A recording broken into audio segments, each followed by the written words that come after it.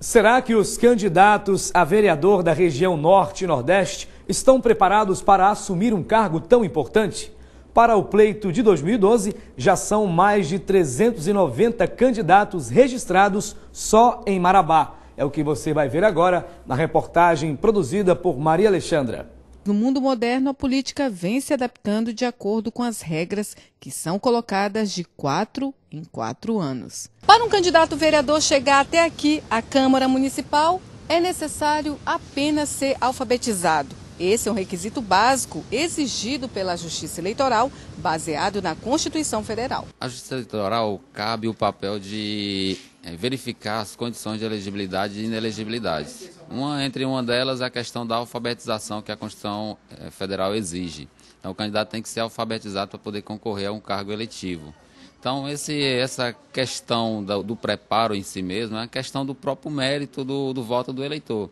Então, no exercício do seu voto, que o eleitor vai verificar qual o candidato que é mais apto para exercer aquela função ao olhar dele. Aí é onde vai realmente ser efetivada a democracia, que cada eleitor vai escolher o seu candidato que ele considera mais apto.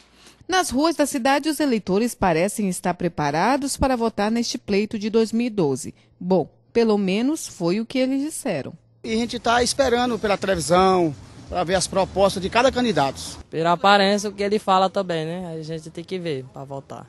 Não tem como avaliar alguém por beleza ou por classe social. Tem que analisar o projeto dele. Pelos projetos, as propostas que eles nos apresentam, né?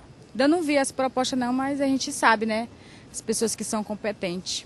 A vida secular dele, prestando atenção quem ele é, quais são as suas qualidades, também isso interfere para que ele seja um bom candidato, que a gente tenha na realidade, sabendo que ele vai fazer alguma coisa por nós. No município de Marabá estão registrados 394 candidatos, sendo que já houveram 2 desistências. E até o próximo mês ainda será permitido o registro de candidatos remanescentes. Encerrado esse prazo, esses partidos ou coligações não poderão mais estar solicitando essa complementação de vagas. Então, é a partir dessa data que a gente vai ter realmente um número fechado de quantidade de registro de candidatura aqui em Marabá e Nova Ipixuna. Mas será que os candidatos estão realmente preparados para assumir um cargo tão importante?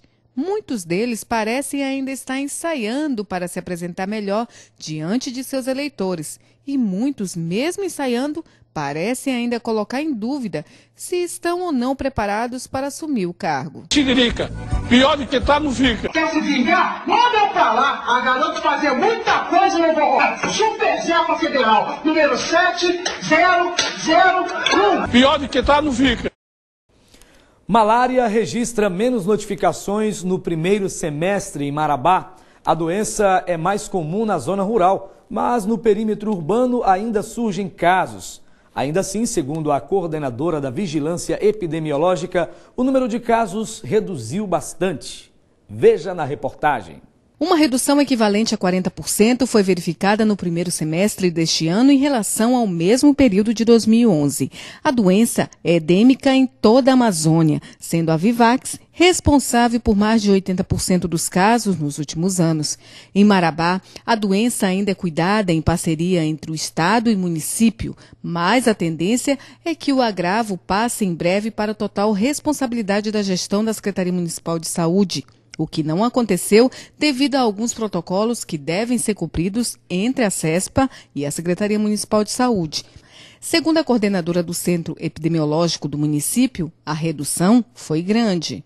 Em relação ao ano passado, reduziu bastante, né? O ano passado nós tivemos 400 e poucos casos, esse ano nós, no primeiro semestre, 289 casos de malária. A cidade atende mais de 22 municípios, fazendo com que os casos de outros municípios somem aos de Marabá, aumentando assim as notificações.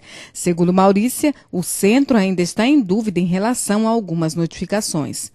Primeiro, a gente começa a questionar, será que está acontecendo uma subnotificação? Será que não estão notificando esses casos?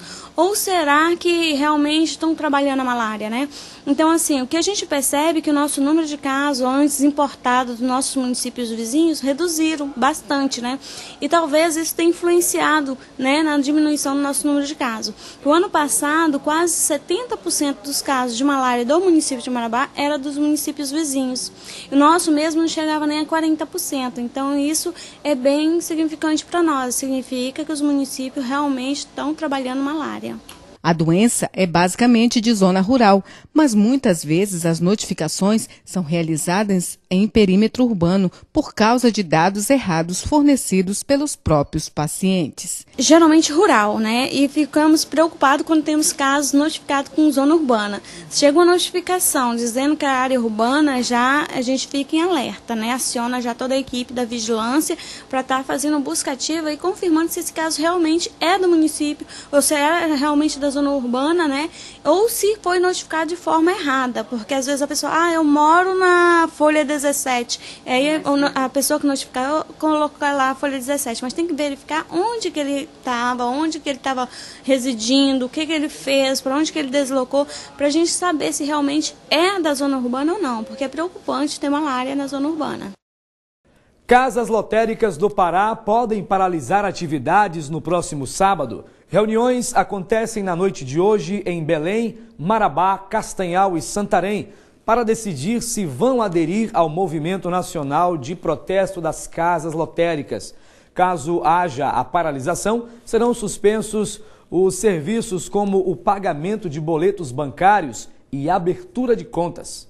Os empresários e proprietários de casas lotéricas decidem na noite de hoje se aderem ou não ao movimento nacional de protesto contra a defasagem de quase 15 anos no valor pago pelos serviços do setor e a instabilidade do sistema da Caixa Econômica Federal. Caso haja adesão, as casas lotéricas do Pará podem suspender no próximo sábado serviços como pagamento de boletos bancários e abertura de contas, mantendo apenas a realização de jogos. As casas lotéricas são responsáveis pelo pagamento de encargos do governo federal, como Bolsa Família, INSS e do Seguro-Desemprego. Além disso, fazem apostas de jogos e recebem faturas de água, luz e telefones. No Pará, funcionam cerca de 300 casas lotéricas, sendo 85 delas em Belém. E em Marabá, atualmente, existem 5 lotéricas, sendo 2 no núcleo Nova Marabá, 2 no núcleo Cidade Nova e 1 na Marabá Pioneira. O SBT Marabá está terminando. Amanhã, a partir das 7h20, eu estarei de volta. E não perca amanhã, a partir das 13h15, o Marabá Agora com Antônio Marcos. E amanhã também, a partir das 10 da manhã, estarei ao vivo na Rádio Itacaiunas AM. Uma boa noite para você e até lá.